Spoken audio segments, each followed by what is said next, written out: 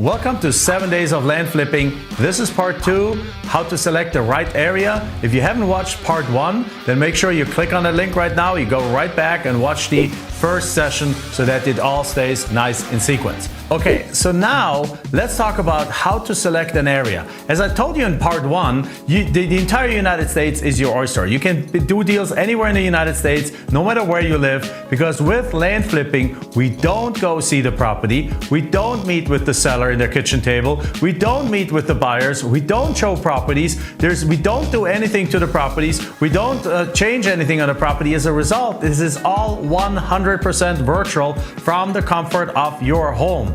You don't have to leave your office desk in order to do these deals. You can do it even from your phone for that matter. You can do this from anywhere in the world.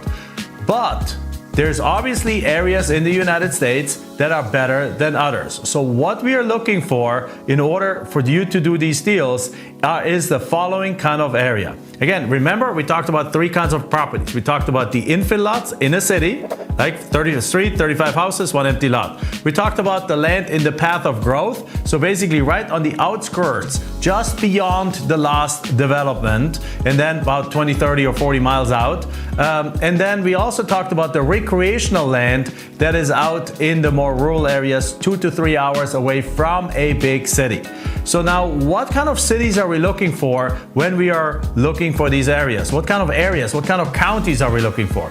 So the first thing we're looking for is areas that are growing. Because if this area is shrinking, then obviously nobody's going to buy land in a shrinking area. Nobody's going to build on it. Nobody's going to develop it. Nobody's going to want to go there, because if people are leaving an area, there's more supply of the real estate than there's demand, and that's not where we want to do deals. So we want to have an area that is actually growing. But it shouldn't be a hyper-growth area, because in a hyper-growth area, the truth is that even the last seller already realized that there is value to their property, and they're not willing to give those properties up at the discounts that we want to have them. Because remember, we're not looking for the motivated seller that gives us a 20 or 30% discount. We're looking for the non-wanter that has a garage sale mentality and basically says, like, yes, my kids don't want it, I don't want it, I've paid property taxes for 30 years, I don't want this thing anymore, I inherited it, you can have it, just pay me something and you can get it.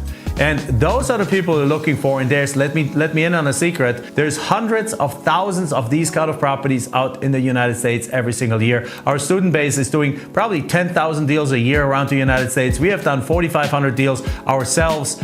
They're everywhere. You just need to start seeing them, and you need to start tapping into this truly untapped market where there's almost no competition, because everyone is chasing houses.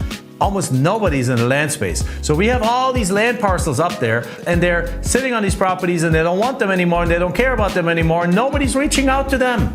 But we are. And then on the flip side, when you market these properties, you market them to the people who absolutely love exactly that kind of property. And these are, again, the people that are covered in video 1. So if you haven't watched it again, go back to video 1 and watch it there.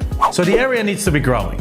It should be modestly growing. It should also be a bigger city, because in a small city of 5,000 people or even 30,000 people, there's not enough demand. There's not enough buyers in that city to actually buy those lots. Unless it's like a popular vacation place or retirement place, that's a different story. But then it's probably in hypergrowth again, because every year there's I don't know how many millions of baby boomers retiring, and they're all moving to those areas. So in other words, you want a larger city, usually a few 100,000 people or more, and you want it to be modestly growing, because what that means is that there's demand in the city for these infill lots. There's demand outside of the city for people who want to live a little bit closer to the city, for builders who want to buy 10 acres, 20 acres, and over time develop it into a subdivision. There's enough retirees that won't be able to afford in the city, that want to move outside. And there's enough people that just want that kind of land. So, and then lastly, also for these recreational properties, you want that to be a couple of hours away from a large city. Because think about it that way. I live in the Phoenix, Arizona area. In Phoenix, Arizona in summer, it's 110 degrees hot.